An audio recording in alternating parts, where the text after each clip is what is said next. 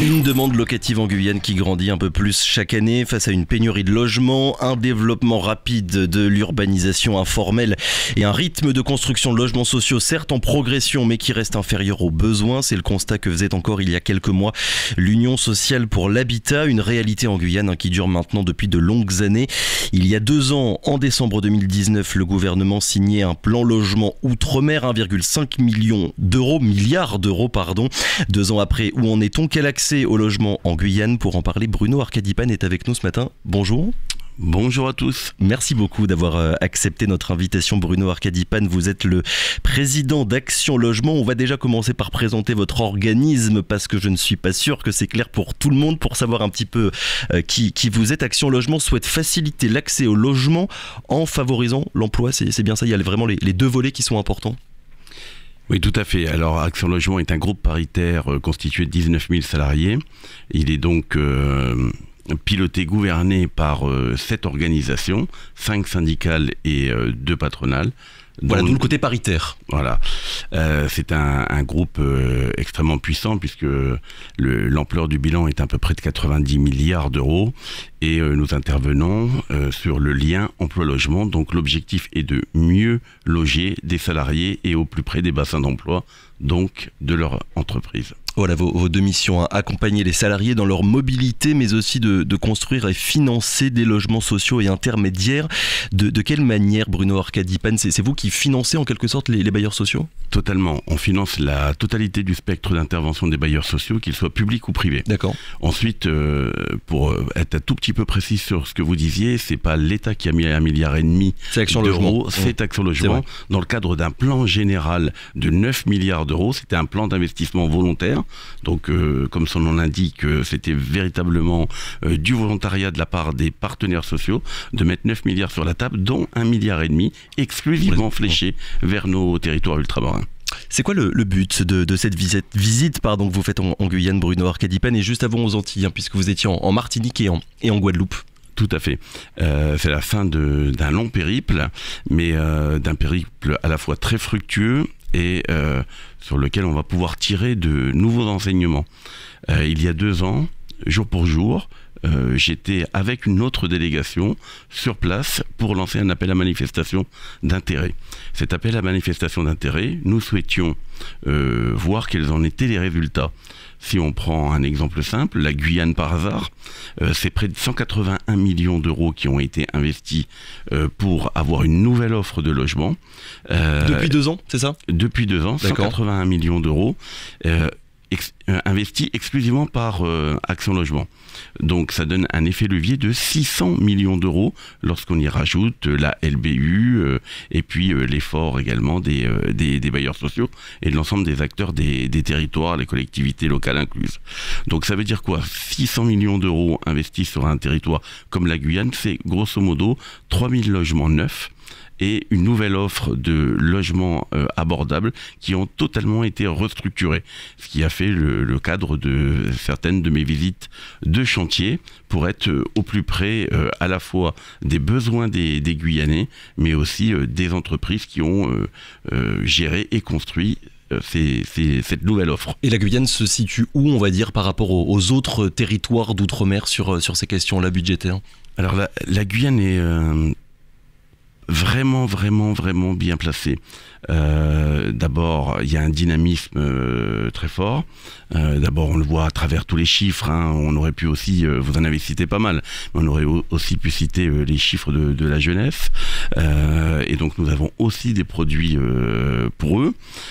Et on a tout un tas d'offres destinées aux moins de 30 ans, à la fois pour l'accession, comme vous l'avez précisé, mais aussi pour se loger au plus près de leur premier emploi, souvent, qu'ils soient d'ailleurs en Guyane ou en métropole. C'est-à-dire? Puisque nous avons un passeport Visal qui apporte une garantie de loyer aux bailleurs, à la fois sur le territoire ultramarin, mais aussi sur le territoire hexagonal, ce qui permet à un jeune de partir soit étudier à Paris, soit à Paris ou ailleurs d'ailleurs, hein, mais en Hexagone, soit de bénéficier de son premier emploi avec cette garantie qui apporte une sécurité au bailleur sur 36 mois, mais également une garantie si de façon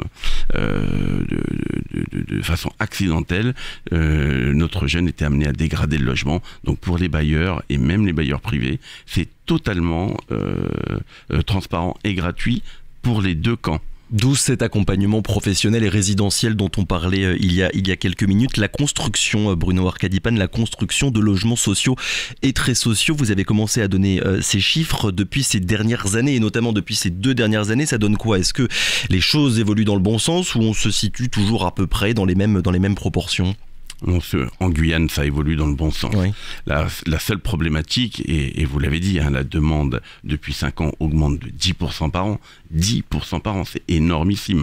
Et notamment sur l'Ouest, où je me suis rendu à Saint-Laurent-du-Maroni, et Sophie Charles, le maire, nous a montré l'ampleur des besoins. Et donc, il faut continuer cet effort. Et en tout cas, de retour à Paris, je continuerai à sensibiliser les partenaires sociaux pour continuer à investir de façon massive sur les territoires ultramarins et tout particulièrement sur la Guyane qui en a vraiment besoin. On reviendra dans quelques minutes sur votre passage, on va dire, dans l'ouest de la Guyane et à Saint-Laurent. Je vais citer la Cour des comptes, Bruno Arcadipane.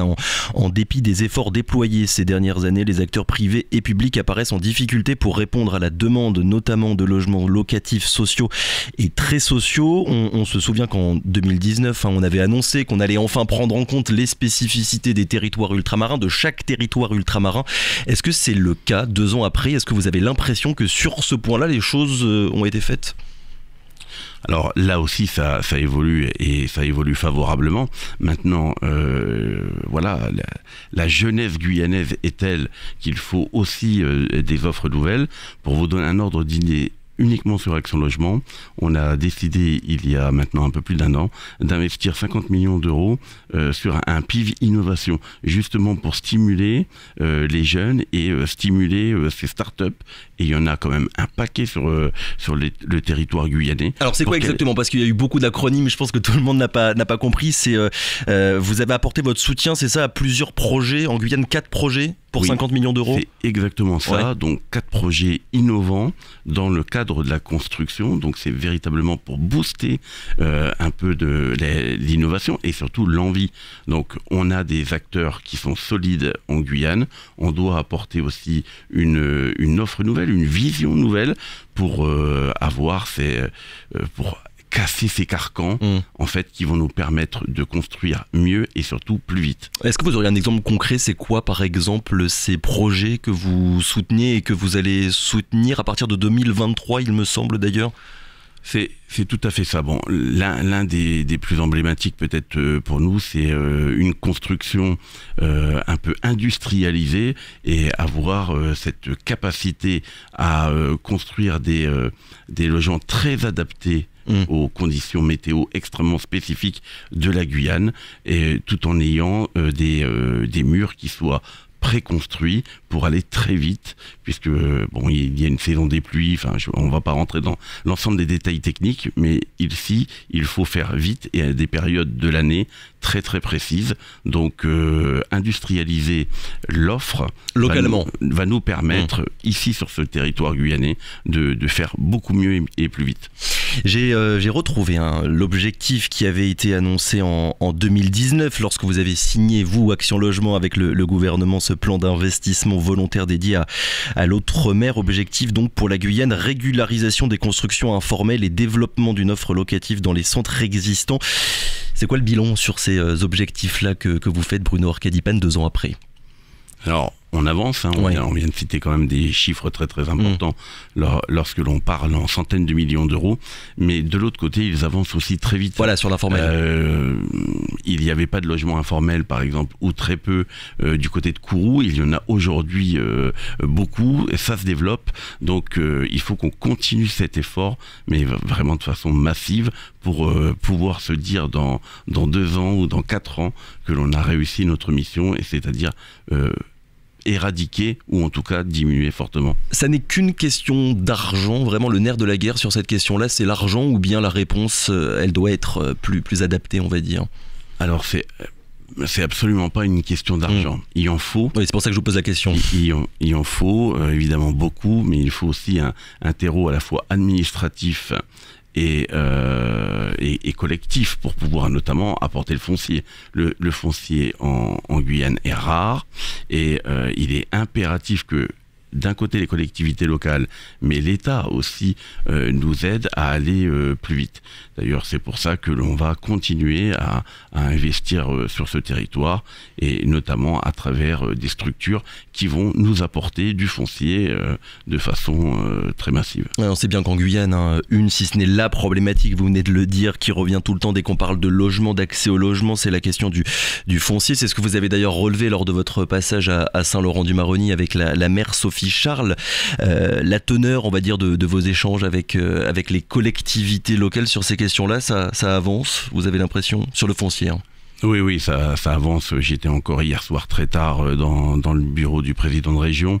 On avance, on a vu tous les acteurs du territoire, tous les acteurs majeurs, et en tout cas le message que nous essayons de leur faire passer, que j'essaie de leur faire passer, c'est qu'ils doivent eux aussi nous aider à trouver le foncier nécessaire à cette construction, à cette nouvelle offre, et puis nous peut-être essayer de leur apporter l'ingénierie pour déconstruire dans certains cas la ville, pour reconstruire une nouvelle ville avec une offre nouvelle et des immeubles qui ne ressemblent pas aux offres que nous pouvions faire en région parisienne dans les années 70, mais avoir des offres extrêmement modernes avec un bout de jardin, des étages peu nombreux, de trois étages, et puis surtout une adaptation au climat très particulier de la Guyane. Ce à quoi Sophie Charles avait répondu sur cette question du foncier, que c'était surtout à l'État de rétrocéder le foncier.